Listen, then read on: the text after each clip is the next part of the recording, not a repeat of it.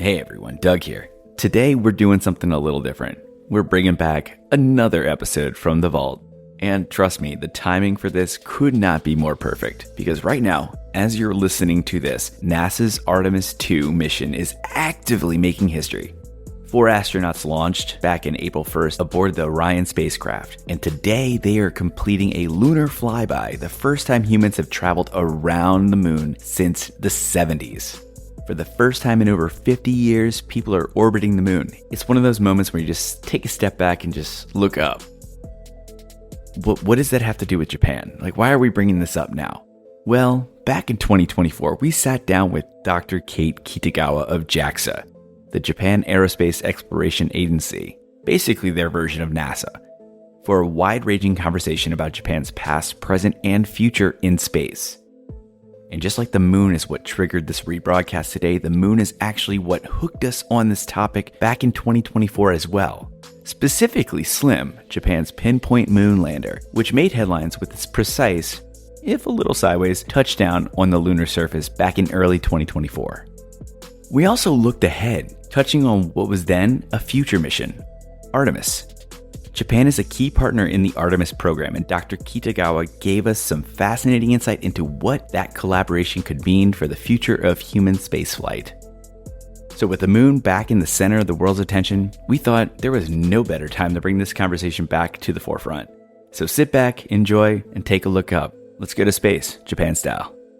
3, 2, 1, go!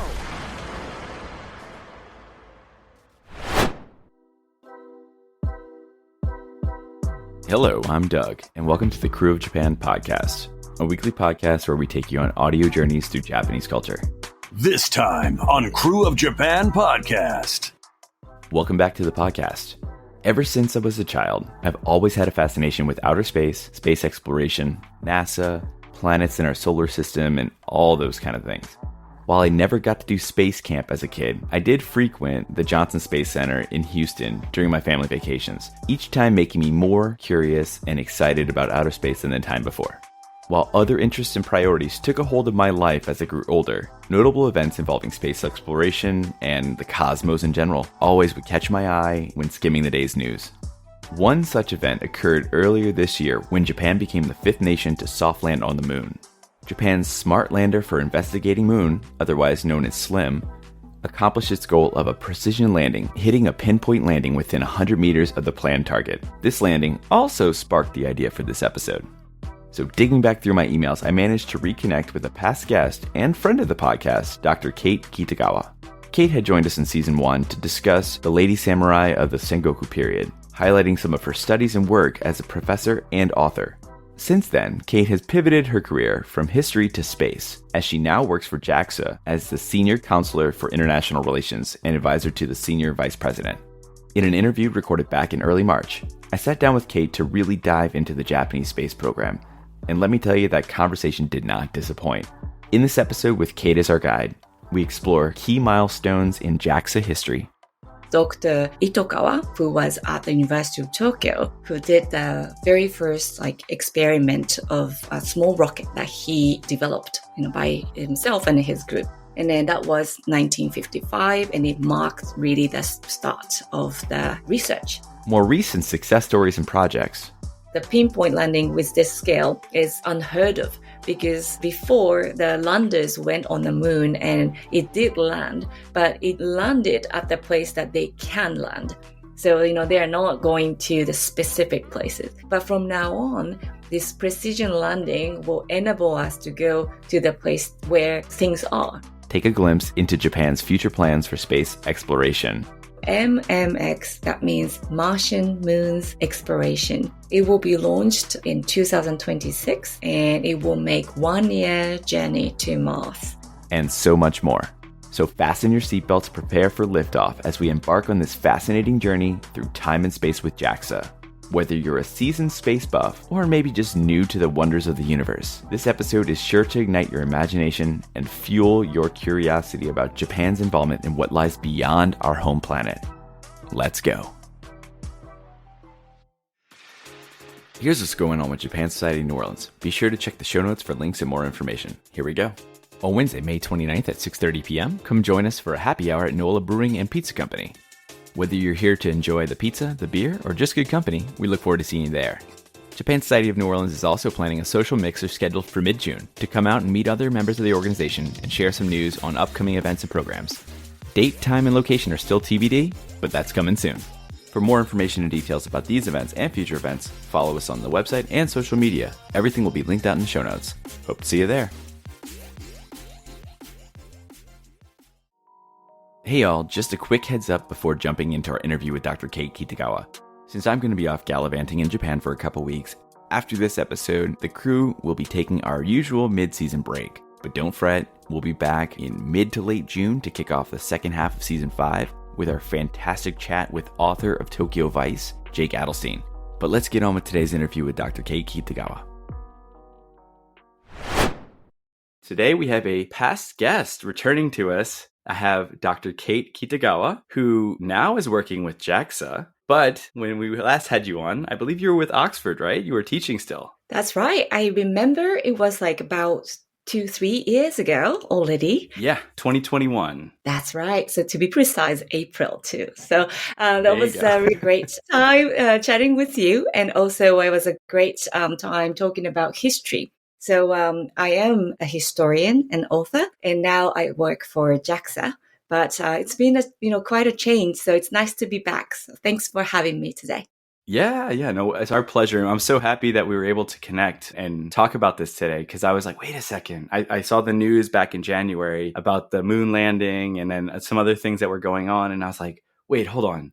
And I had to circle back and dig deep through my inbox, and then I had to email you. So I'm glad we were able to connect. Thank you very much, Doug.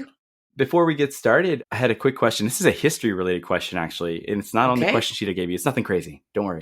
I know you've done a lot of research on the Sengoku period, and last time, our episode, which I'll link out in the show notes, was about the Sengoku period and Lady Samurai. Mm-hmm. But have you happened to watch the first few episodes of Shogun that came out recently? Oh, no, but I read about it. Yes. I have not watched it yet, but I read about it, and it was just sound like, everybody's been pleasantly impressed, no? As of this recording, the third episode came out either last night or the night before, and I'm caught up. So it's really, really good. Oh, fantastic. So I was wondering, I was like, maybe you've watched it. I know you're busy, so. Yes, but I actually had a good shooting session with a History Channel and another sort of samurai-related things coming out early summer. Oh, okay. And that's History Channel Japan, right? No. History Channel America. Oh, excellent. You'll have to let me know. That's right. So all the listeners, please stay tuned. All right. Yeah, we'll make sure when it does come out, we'll put something on social media to share it out there. Oh, great. Thank you. Get your due. Yeah, for sure. So let's circle back now. I know we were having this episode to talk about the space program, but I had to get that out of the way because it was a question I didn't think of until last night. But I wanted to get back to space, outer space, the space program in general. Growing up as a kid, I was huge into outer space. I wanted to be an astronaut when I was a kid. I live in New Orleans, but about 6 hours west of us is Houston, where they have the Johnson Space Center. And I believe we went there at least 2 or 3 times when I was a kid. Mm-hmm. Houston was the next place. They had an amusement park and then that, and we was able to make a nice little week out of it. So I was really, really big into space growing up. But I want to ask you, how did you get interested in space exploration and this area of science? Right. I was in the US. Actually, I was teaching at Harvard at that time, and I made my way to Washington, D.C. by Amtrak. Okay. So it's a really pretty train ride. And, going to the Capitol. So, it will be just exciting as just going there. But there are Smithsonian museums all around DC area. And I went into this one of the Smithsonian's called National Air and Space Museum. And over there, I saw the Apollo lunar module for the first time. And I was just so impressed with it. And it was over 21 feet, 21. So it's a really big one, in front of me. And, it was so real. And, it's just really exciting to see it in my eyes. And since then, I was just really become obsessed with space related things. And Okay. I was a mathematician. I mean, I was studying math and then, became a historian and so on. So I had some science background, but I never really got into it until the time that I saw the Apollo lunar module. Yeah, and the history was just so fascinating, and it's continuing, and things are just going strong. And since then, so I was back in America, 2011, I think, and then since then, it was just like all of a sudden, like something just got me. So I still remember the moment. And here you are working for the Japanese space program Japanese now. Space Look at that. Agency. What a change, but I I waited know. for at least 10 years for the opportunity to come. That's so awesome. Mhm. That's so awesome. So speaking of the Japanese Space Agency, let's take a look at the early years of the space program in general. I know Right. JAXA is a relatively new agency that was formed back in 2003 out of a merger between a few different agencies. Mhm. And I actually looked up the Japanese name for JAXA, and it is incredibly long. I think it's like 18 kanji. And do you know it? That's right. I still try to remember correctly, Right. I was like but it's reading and it took me right. like, I was like, do I try it on the call and say it? It's like Kokuritsu Kenkyu Kaihatsu Hojin Uchu Koku Kenkyu Kaihatsu Kiko, Well I done. think. That was horrible, but the intonation was like all over the place. But yeah, the name is super long, way easier to say JAXA. That's right. So JAXA. Yeah, let's go with JAXA. That's great. let's do that. So when did Japan's initial space agency or agencies start? And when did they form? So if we trace it back all the way, it became somewhere around like mid 1950s. So like around say 1955. And there Okay. was, a group of people like who was interested in developing more about, let's say, rockets and then, jet, aerospace, related activities. But as you know, it was a post-war period. So, Right. the active, observation, experiment, and everything related to space and aerospace industry were prohibited at that time. So since 45 and becoming 50, it was just nothing happening. And the group of people I just mentioned, they went to the US and then, studied a little bit about it and then came back. And then finally around 1955, they started to do, small experiments given the peace treaty and they are not really developing those things for, offensive reasons. So that was all this, restart of the space exploration, sort of endeavor, after the war. Yeah. Then so around that time, it was as I say, it's a group of people, right? So they are not really, professional, engineers at that time, but something should happen. And that was Dr. Itokawa, who was at the University of Tokyo, who did the very first experiment of a small rocket that he developed, by himself and his group. And then that was 1955, and it marked really the start of the research. So what happened around that time, let me tell you a little bit about the story, of the first experiment, because I was quite impressed with this. So what happened was, this was really primitive rocket, around, the length of say 20, 30 centimeters. And they call that pencil rocket because it just looks like a pencil. And I thought all the rockets have to go vertically up like that, just go 3, 2, Yeah. 1 and up, lift off, right? But the first experiment, instead of going upwards, it went horizontally like that. So it was shot, Okay. straight on the surface Yeah. of the, land. And the reason was that the radar was not strong enough to chase, if it were to be shot upward. So that instead of going upward, they tried to get the data by shooting that horizontally. And I was like, wow, Oh. that's the way, the small budget and then small starts, happen.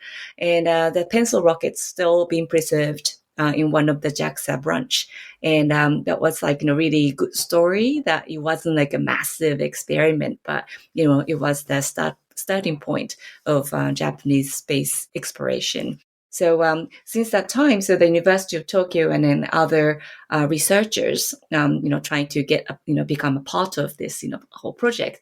And that eventually became ISAS. So that's Institute of Space and Astronautical Science. So that exists still now. And then, around that time, the same time, say, since 1955. So now that's like National Aerospace Laboratory. So that was another organization alongside of ISAS. And then furthermore, like after 10 years, like say 1964, NASA, so that's National Space Development Agency, got the kickstart. So those three agencies, ISIS and NAL and NASA, those were the ones just running separately and then trying to develop the things one by one. And then finally, but around 20 years ago, 2003, as you said, JAXA started to become the organization that you see now. So those ISIS, NAL, and NASA were all merged into JAXA. I'm sure budget-wise, too, that worked out well, having one organization where you're not splitting the budget across three for different projects. Everything's under one umbrella. Right. So we are trying to be efficient, and then, we try to also be, more interdisciplinary as well, because, it's not just about the space, not just about like, aerospace. So, it's just really like, something that the researchers can have the bigger dreams and then like, bigger scale experiments being conducted since then. So yeah, it's been Makes like a total lot. sense. Yeah, happening. But as you said, like just JAXA is much easier to say than like, other long names, Right. They said NASA was like what? National Space Development Agency. So that was just simplified. And then all the people, some people working for NASA still, works for JAXA and so on. So yeah, it's been like a very peaceful merger and it's been developing since then. Awesome. So you mentioned the pencil rocket. What were some of the other, maybe like one or two other early success stories, whether it's space exploration or if it's just more like aerospace successes? So there are many since then, but I just would like to mention about the first satellite that was launched in 1970. So after 15 years from pencil rocket to the satellite going into orbit, it's just really quite fascinating story, but it just really worked out and it went around the Earth. And it gave the signal for about 14 to 15 hours. And that was like quite a, big step, for the space industry in Japan. So I think, it was something to mention. And another thing was, say, about jet planes. Because, as you said about JAXA, having like, aerospace, as well as like a space exploration. So, this whole area of researching the plane, aeroplane and aerospace, I think, those things are worth mentioning. So do you know something called sonic boom? Yeah.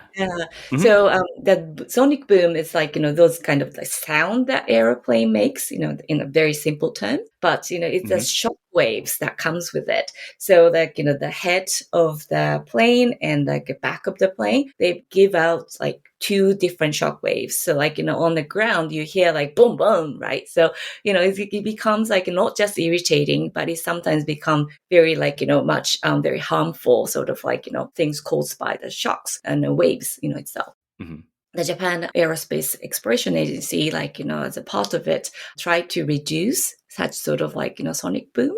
It was a challenge, right? But it has been, progressing really well since then. So I think, just like to include, their planes and like, how, closely that JAXA has been working with the, aerospace industry as well. So, not just like reaching out too far, but we're thinking about reduction of the risks and also like, aerospace safety and also like, more, say like CO2 reductions. We're trying to solve the real life problems. So those things are probably, highlights of, past 50 years.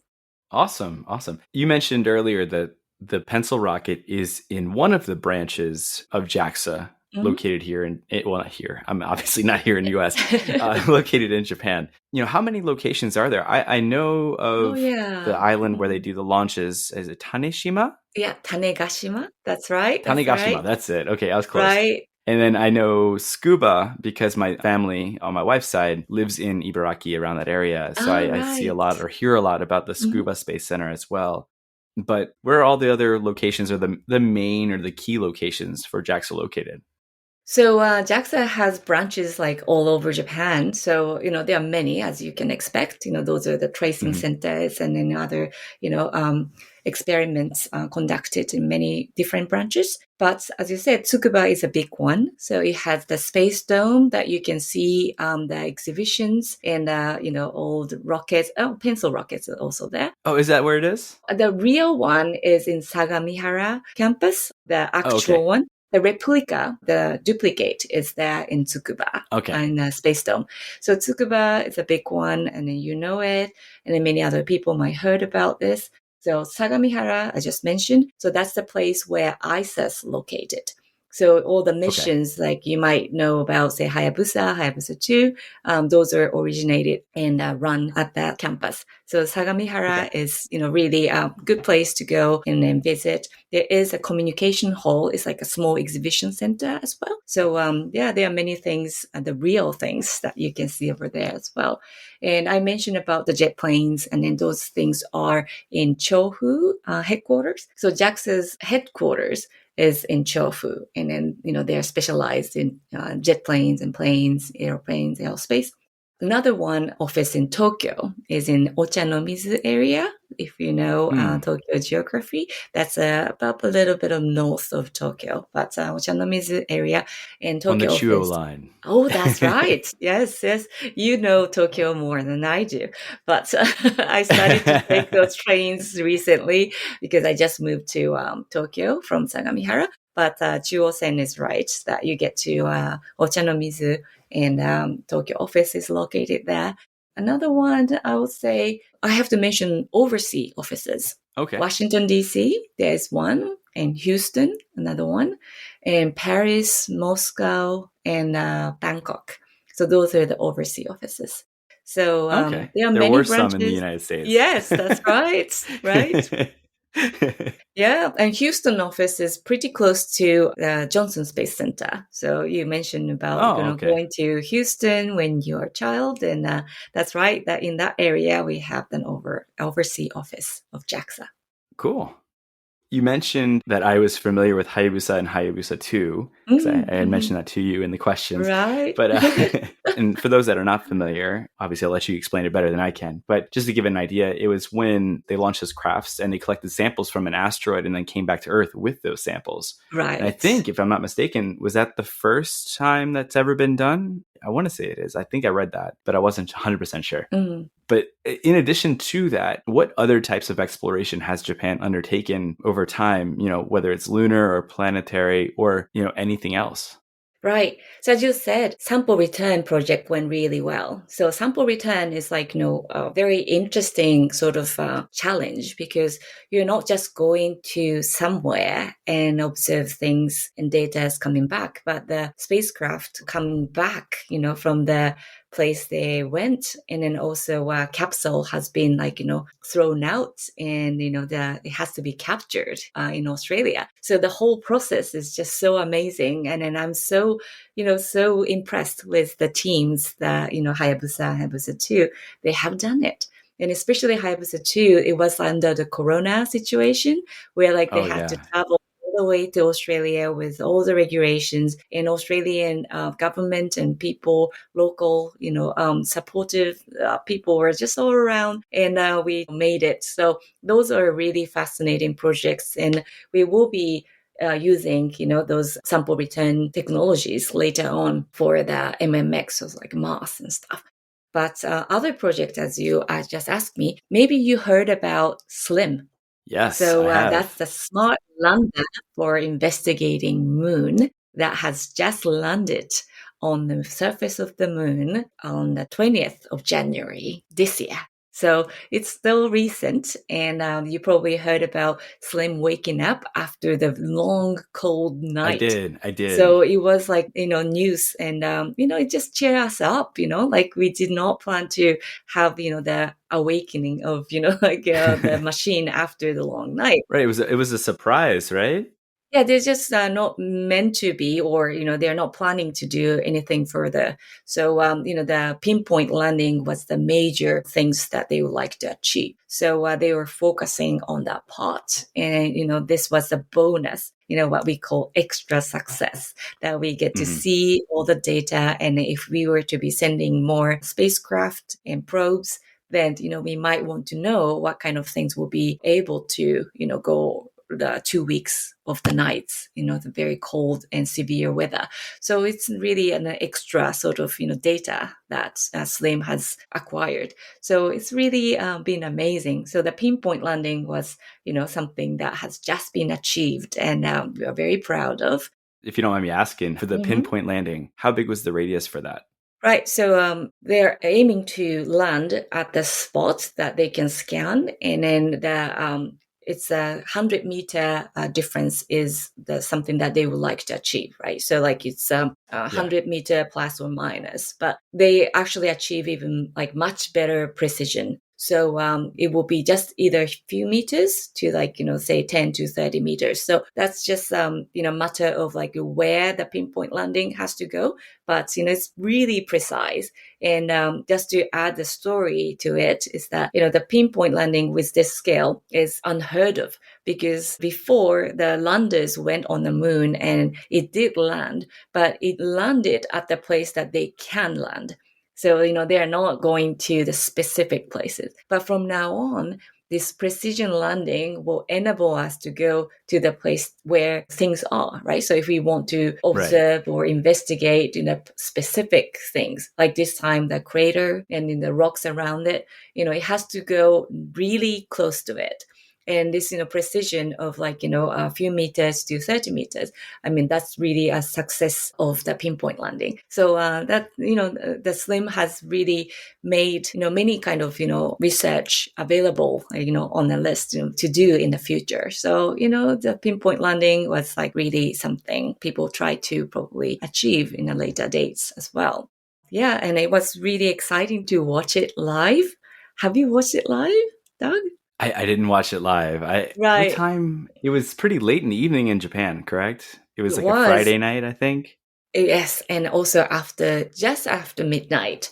So Okay. yeah, it landed around 20 past midnight.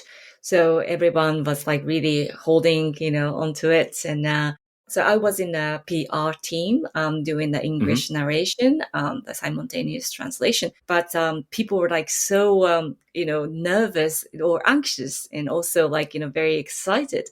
So we could not eat. So we skipped dinner, and like midnight comes and everybody's hungry, but we just could not eat. And then after that, 20 minutes passed and it happened. And, maybe another hour or so that no one really, ate. And then all of a sudden, like after an hour and a half, that everybody started to feel hungry because like, we forgotten about anything else but focused on Slim for those hours. So yeah, it was really spectacular sort of moments that, we, watched the Slim going, down and then, hovering a little bit and try to find the specific place to land. And it was a great success. Mm. That's awesome. If it was a Friday evening going into Saturday, I was probably on a work call or something. That's Some right. meeting for work, I'm sure. So unfortunately I wasn't Mhm. able to watch it. But I mean, that's just incredible. Just the whole pinpoint landing. I mean, if you think about it, from Earth to the moon is I don't know how long, but it's not close. And you're able to land it that precisely with the use of science and math to calculate the trajectory and gravitational forces and everything involved. It's just incredible. So I mean, Right. I can't imagine the amount of work that went into it and the sense of achievement everyone felt when it happened. So at the time, also, I was a director of Space Education Center, and we made two digital materials for actually the world to play. So originally targeted the school kid, but the Hmm. people who want to know about the Slim project, there is a game that's available online and also in English. And you can have like you can play anywhere on your computer if you have an internet. And what happened is like there are three stages of the pinpoint landing, this Slim project. So first is to go there, as you said, like, those swing bys, it took like 4 Hmm. months to get to the moon, right? So, around the moon to the orbit. So the first stage is to go to the moon, but not directly. So you have to choose the swing by, the slim path to get to the moon. So that's like a round 1 of this game. And then round 2 is surveying on the surface of the moon. So on the surface, the Slim carried the picture already. Like they wanted to have the specific point that they can scan and then find it, right? So the scanning process is around 2. So it's really interesting sort of game that you can recapture, like in how Slim went to the moon and then look for the place to land. And then the third one is about actual landing. So it makes the hovering a couple times, right? So like go into this stage and then go down vertically. And then they would like to avoid the boulders, or something, underneath. So they have to really make sure. So the third round is to do that operation. So this game, the Slim Pinpoint Landing game, is really an interesting one. And I really recommend even adults to play because it's just really exciting, sort of knowing about the phases of the Slim project.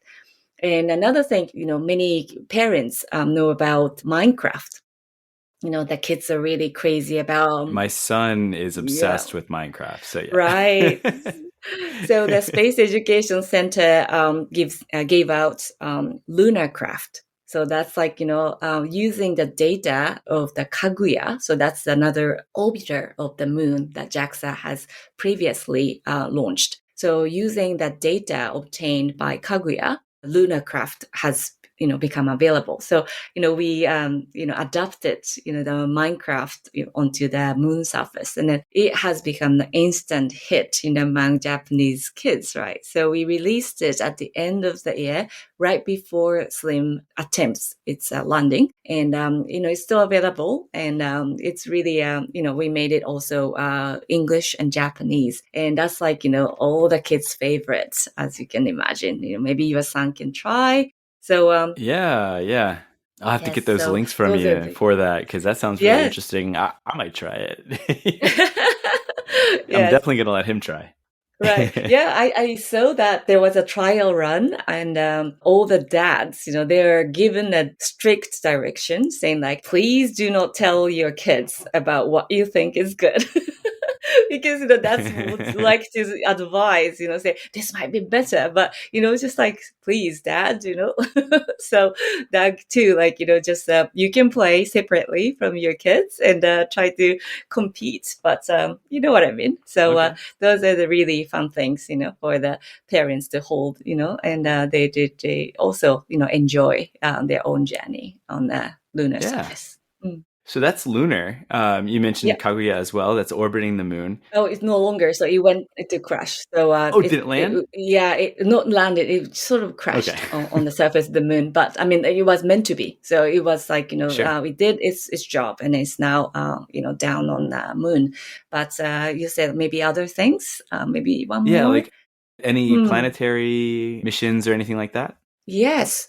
So another thing is maybe Bepi Colombo, and that's like a ESA mission. So it's European mission collaborated together with JAXA as well. So JAXA has a smaller probe on the Bepi Colombo spacecraft. The JAXA's one's called MIO, but the Bepi Colombo carrying MIO is making a travel from the Earth to Mercury. So the Mercury is so away, farther than the moon, right? So for Bepi to get to Mercury, it takes about 7 years. It's unbelievable. 7 years. Wow. So it's still going. It's making the ways, making many, as many as 9 swing bys. So it uses the gravity of Venus as well as Earth and Mercury, and it eventually get to Mercury, but it's still traveling. So the next swing by will be happening September this year. And 3 more times and then just get there. But it's like, long journey to get to, Mercury. But previously it has already did like, several swing bys, including one swing by of the Earth. And it has always been like very successful. And now like, they are waiting for their arrival to Mercury. So that's like, JAXA's been involved. Yeah, it's very exciting. So yeah, and you can see like, it's getting closer to the sun. So this spacecraft has to be very strong to the heat, right? So they did probably experiment on Earth, but for real that this is going. So it's really fantastic thing to see. And when I was living in Oxford, I was also working at the Science Museum or helping them develop the new space gallery. And over there, Baby Colombo is currently there. And they probably would like to keep it, even the new one comes out. So, the Baby Colombo can be seen in London. If you go to London, the kids can see how big things are. And it's just really good display of it. Yeah, so it's like, Washington, D.C.'s aerospace, like Air and Space Museum. The London Science Museum also houses those things. Mm. Cool. And also now, so you mentioned about Hayabusa 2. So Hayabusa 2 went to Ryugu, that's an asteroid, and then got the sample and then came back to the Earth. So one of the grains of those samples has just been sent to London, and it's been on display since September last year. So the London audience can even see a Hayabusa project in the actual grain, just right there on the display. And it's really neat that Ryugu grain is displayed at the back of the lunar sample. So the Apollo's, sample return of the rocks, one of them, the small ones, displayed in London as well. And, on the other side, you can see Ryugu, from one asteroid. So yeah, that's really an interesting look. So hopefully the listeners who will visit London or who has friends in London, hopefully that they get to, see those things in person. So you mentioned collaborating. Is Baby Colombo, is that from England, or is that which country is the one that developed? And so ESA, so it's European Space Agency, is sort of like not just like the EU one of, country. Right, it covers many countries in Europe, and then associates around the world. So ESA was the main sort of body of this Baby Colombo, and international collaboration is really common right now. So the early times, this Mio and a Baby Colombo, as I said, it's been traveling for a few years, not just a few years. It's many years now since the time that they start planning, the spacecraft, how it will be, going by swing bites and so on. So, ESA is one of the JAXA's collaborators. They are very interesting organizations because, the multilingual agency, right? So very good place to visit, or say ESTEC in Leiden, for example. Then another one is Toulouse, and this is called CUNES, and so on. So there are many places that they do researches on the space and also the plane industries. So there are many places all over Europe, and they try to develop very interesting projects. And big ones, of course, are scattered around the world. You can see NASA's always big, but also we don't know how things are really going with many other big agencies, say China, for example. They are developing their own missions, and they do have many collaborators on the other parts of the world as well. So collaborations becoming more commonplace lately. You hear more about the private industry, say SpaceX or ventures and other players coming into the industry, and then start to make great progress. So really many things are happening every day in this industry. For example, the International Space Station. Does Japan still have anyone on the space station currently? Oh, yes. Now, yes. Dr. Furukawa is there. So he is the Kibo module, trying to do some experiments as he has been planning to do. So he's still there up in the ISS right now. As of March 7th. And just, a few days ago, another crew members, 4 of them went up there as well. So they're, joining. So usually, say, 10 to 20 astronauts are at ISS. So they can be at ISS.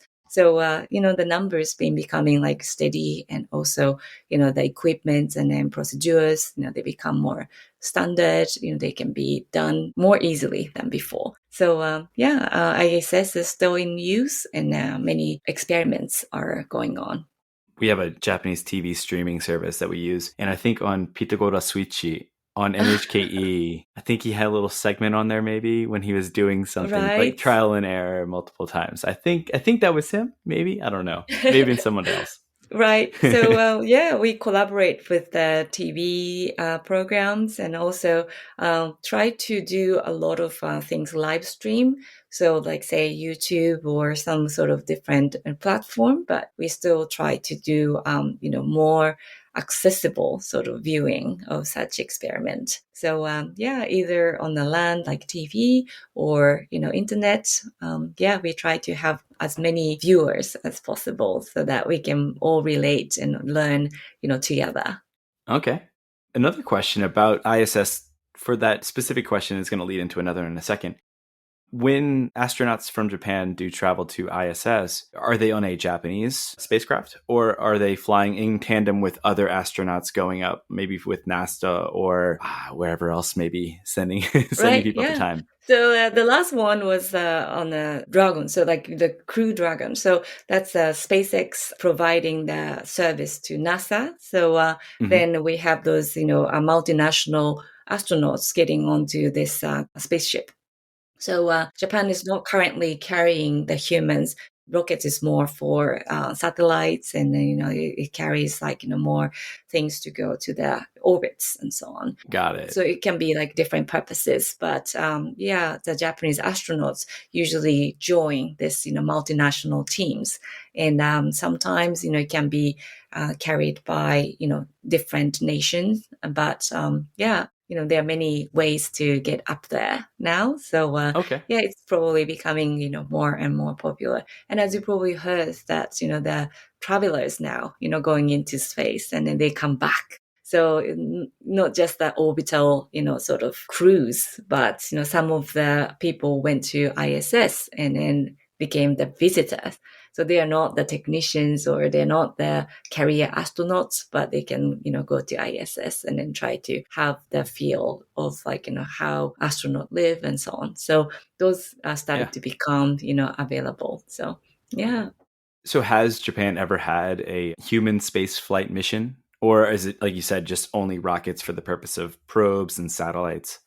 Japanese astronauts usually fly other nations' rockets. So currently, not available. But right now, we just had this H3 rocket, which is like a very brand new. And it did have failures before, but now, in February, that we were successfully able to launch it. So H3 is the newest type of rockets that we have. So the H3, and actually that was a great segue into my next question. You're reading my mind. It's almost as if you've seen these questions before. I was going to ask, the previous rockets that I think Japan has primarily been using for a while now have been like the H2, H2As, H2Bs. I think those are the right ways to say it. Right. Those are the rockets used in the past. And this H3 is the new wave. It's the beginning of the new. They're going to retire the old ones and use H3 going forward. Right. What is the big difference between the two? Is it shape, or is it just what's maybe the I don't know. I'm gonna let you take it. I don't even know how to ask. Interesting question. So, H2A has been, still in use, until last year, or even like earlier this year. So, it has been a great rocket. But for H3, we have 3 selling points. So one is flexibility, highly flexible rocket. So what does it mean, right? So the shapes and the number of boosters that can have, or the number or the size of the fairing always have the same shape and then 2 pieces, but the size can be different. So the shapes will be customized for the specific sort of needs of the, say, satellites or something that is going to be carrying.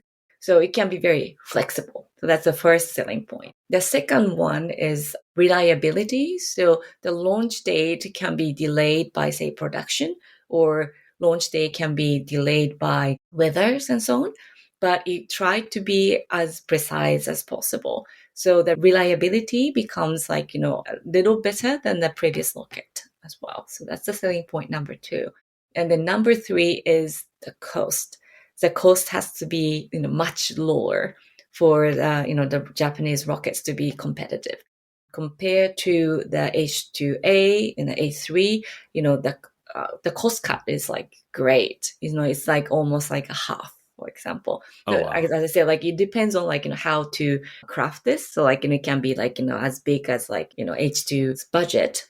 But if it can become smaller, because as I say, it's flexible, so it can be assembled in a way, then it can become half the cost and so on. So yeah, there are many ways to reduce the cost so that it can be more available to different sort of experiment or projects. So those are the 3 selling points of H3. And it has been a great sort of endeavor, for the engineers to come up with a new style rocket. And it was an actual sort of celebration that, it did go well in February. And I was there too at the launch pad. It was just, was it 3 weeks ago? I think, again, at the Right. time of this recording, I think it was right around Mardi Gras time for us. So that's how I remember. Right. But it was around that time. So 17th of February, yes, to be precise. Yep. Yeah. So that's right. So it was incredible. Yeah, I went there for the first time to watch it at the site. So you mentioned Tanegashima, that's an island for the rocket to be launched. And I've been there before, but not at the time of the launch. So this time it was really fantastic to not just to see. Actually, what I found out about it was the vibration of the air. So when it goes up and then lift off, that you just don't, not just hearing it, but you feel it, those vibrations. So you almost have to sort of grab something to, stand steady. So yeah, that was quite an experience. So yeah, it was really nice. And hopefully that many people can, not just watch it on YouTube, but, at some point that they could watch it, at the site in the future. That'd be cool. So the H3 is the future. And speaking of future, what does the future of the Japanese space program look like? Are there some kind, you mentioned briefly, you snuck it in there. I think you said MMX That's was right. referring to Mars. Now you're reading my mind. So what other kinds of programs or missions are coming down the pike with JAXA? Right. So MMX is a fantastic project. So MMX, that means Martian Moons Exploration. So it will be launched in 2026 and it will make 1-year journey to Mars. So what's so fascinating about it is that, if you hear about it, you already know that, something about Martian moons. But I always thought that, if we are going to Mars, then we're just going to Mars, And many nations already done that, right? But the Japanese idea, is this from ISIS, the idea is that one of the moons of Mars is obviously orbiting around the Mars. So what's the possibility of having the materials from Mars carried onto this small moon? So instead of just going to Mars as everybody else is doing, that we are going to get to this one and the moon of Mars, it's called Phobos, and then get the sample and we're going to take it back again. So it's a sample return project. So I thought okay, that's a great way to reduce the cost of the mission. But at the same time, it will be, pairing with other observation of the moons, and we can get to know even more about the moon and the Mars and its moons. So it's a great idea to compensate the things that has not been done. And as we mentioned about Baby Colombo being produced by ESA, mainly the leader, this MMX has a little rover that goes onto this moon of the Mars, and that's called Idefix. And they are developed by Kunis and the German counterparts as DLR. So Kunis and DLR are making this little robots going on the surface of the moon of Mars. it's really exciting to carry that together with the spacecraft, approaching the Phobos. So it's really interesting project. And then I also recommend this game, making your own MMX. So that's another digital educational materials available from JAXA Space Education Center, also available in English. Then you can try to make your own MMX. So you can choose the engine, and you can choose, some other pieces like, what kind of things to observe, the Phobos and then the other moon, Deimos, for example. So this is another interesting way to learn about MMX. And it's not just for kids. Again, like dads and parents, all welcome to explore, to do this online. So MMX is one of the great, future program that Japan will provide. And also, we touched on this a couple times today, but about multinational and multi sort of player cooperation. It's happening like very at the rapid pace. So what's happening is this NASA-led Artemis program. It's becoming growing fast, and over 30 countries and the multiplayers, like joining all together. And then they're trying to, going back to the moon, for scientific discovery, and also looking for more economic, benefits from like, what we can do on the moon. And also like, inspiration is everything for kids. So, having more inspiration for the new generation. So we even call like, the age 10 to 13. I don't know if your son falls into this category, but the Artemis generations. So the next generation, we're going to be carrying, those missions. So we are starting it, and then, it will be a long-term project. So the kids, especially, even under 10, they will be the ones, who will be involved in this project. So this is a long-term project and a multinational project. So yeah, it's a global alliance, and then what's happening is very exciting. So, Japan will be, contributing to have the rover. So this time it's not the small one to go to the surface, but we are trying to develop the pressurized rover so that human can be in there to go in the car. So you can just imagine it's like the car you drive, but you drive on the moon. So those kind of things that Japan is trying to develop and then trying to contribute. And also the gateway is like, now Earth has an ISS, but the same thing, the orbiting around the moon, it will be called the gateway. So, constructing that will need like lots of cooperation. So Japan is also contributing that as well. So, yeah, there are many things happening around the Artemis program. So that's like really exciting. And, possibly like, not just the next generation, but the one after, and even the one after. So, it's just really something that we will, keep our eyes on for a long time.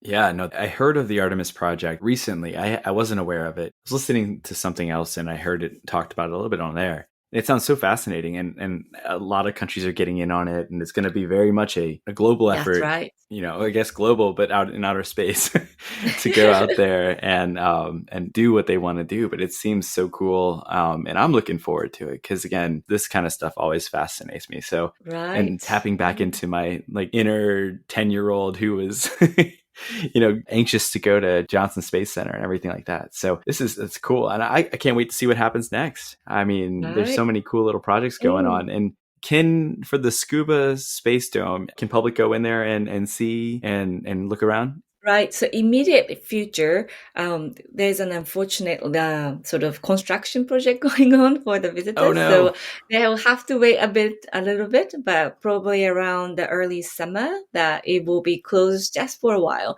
But then it will become like available again to the public visitors. So, there's just this window of the immediate future that's not available, but soon again, it will be back. So the Space Dome is great. And then instead, when you can't go to Tsukuba, and then there is Sagamihara communication hall that where you can see a pencil rocket and other great things like, including, those balloons and Hayabusa 2, actual model is there. So yeah, So there are many things that you can do in the meantime. Will do. I'm going to look because I'm going at the end of May to Oh scuba. no! Oh no! And I You don't might- know, depending on when it closes, I might have a Right. small window of opportunity. Maybe. The end of May is probably okay. So yeah, there is Yes. yeah, there's a chance. So that would be probably a good thing. Yeah. So that's great. Yeah. So hopefully, your son also will enjoy. Oh yeah, I'll bring it with Right. me. Of course. Yeah. Yeah. So, Awesome. Well, thank you so much for joining us today. This is so much fun. I am so thrilled we got to do this. I've been trying to think of a way to do it. And then once I saw the landing happened back in January, I was like, okay, that's the topic. We got at least a starting point. And then I'm glad I remembered your email. So it all worked out. thank you for contacting me. Thank you. Is there anything else that you want to bring attention to? Maybe, like you mentioned, some immediate term projects, that maybe something going on with JAXA, or websites or JAXA social media or things like that, where people can find out more information. Social media, yes, that will be the best place to follow up and also get some updates. So Xpost, JAXA English accounts is active. ISAS has its own English account as well, but usually the JAXA accounts repost and so on. So JAXA accounts in English will be the best place for everyone to keep getting updates regularly. So that's highly recommended.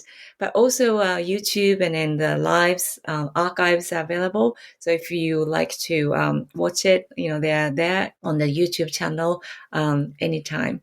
And as I said, the games, those internet educational, digital materials, those are really highly recommended. So hopefully that some of you will get to it. It's on the JAXA Space Education Center website. So please do Awesome. enjoy, and please do come to visit the Space Center in Japan. Yeah, I will try. and all those links that you have, I will make sure we try to put those into the show notes so that way our listeners can just easily access them from the episode. Oh, excellent. Thank you very much, Doug. Yeah. Well, thank you. We'll have to find another way to get you back on at some point in the future, too. We'll figure something out. Thank you. All right. Be happy so to much do for coming that. on. Thank you. Thanks so much for having me.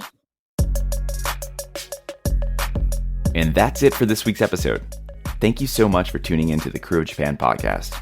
A big thank you to Dr. Kate Kitagawa for joining us today to share JAXA's past, present, and future.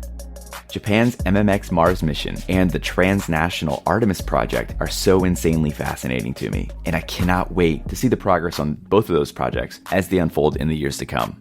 It's going to be a while though, so maybe you're looking for some time to kill in between now and then. Check out some of JAXA's fun educational games that Kate had mentioned during our episode, like Lunarcraft or the Slim Mission game. And if you haven't already, circle back to Season 1 to listen to Kate's first episode with the crew on Lady Samurai. That was episode number 12. And while you're at it, check out some of Kate's other works, like her publication, The Secret Lives of Numbers, as well as her show on the History Channel. Once we have some more information about that, we'll definitely put that out there on our social media. Anyway, everything I just mentioned will definitely be linked out in the show notes, so be sure to check there. What's got you the most interested in outer space? Share with us on Instagram, Facebook, X, Twitter, TikTok, LinkedIn, Blue Sky, YouTube at Krewe of Japan Podcast. That's KREWEOFJAPAN. While you're there, give us a comment, follow, like, retweet, share, whatever floats your boat. Let us know how you're enjoying the podcast. Or maybe you'd like to give your feedback in a more private setting. Send us an email at kreweofjapanpodcast@gmail.com. That's KREWEOFJAPANPODCAST@gmail.com. We'd love to hear from you. And speaking of feedback, if you're enjoying what you're listening to today or the rest of the season so far, please feel free to leave us a 5-star rating and or review on your favorite podcast streaming app. Every single one of those 5-star ratings and reviews helps others interested in Japan and this kind of content find the podcast. Or hey, just let a friend know about us. That works too. You know we're sincere when we say any and all support is incredibly appreciated. But that's it for today. Until next time. And by next time, I mean a few weeks from now, because we are taking our mid-season break. So use that time to catch up on any episodes you may have missed already, or just chill, go play Lunarcraft. But again, that's it for today. See you after our break. Looking to start your own podcast and don't know what platform to use? Tell me about it. When we started the Krewe of Japan podcast, we tried a bunch of the big name recording platforms, but always came back to the one we're still currently using to this day, Zencastr. Zencastr is now the all-in-one solution making podcasting easy. In addition to its high audio and video quality for podcast production, Zencastr provides a full suite of production tools to record, produce, and publish studio quality content from the comfort of your home. Just log in through your browser and start recording. It's that simple. For us, we simply send out links to our guests and they join the lobby. But before you know it, it's all done and you have your studio quality audio and up to 4K video right there ready for you right when you finish. The best part is having their multi-layered backups to ensure that your recordings are in the highest quality, regardless of anyone's internet connection stability. With Zencastr's all-in-one podcasting platform, you can create your podcasts in one place and distribute to all the major destinations. It's really that easy. Go to zencastr.com/pricing and use our code KREWOFJAPAN, KREWEOFJAPAN, and you'll get 30% off your first month of any Zencastr paid plan. We want you to have the same easy experiences we do for all of our podcasting and content needs. It's your time to share your story.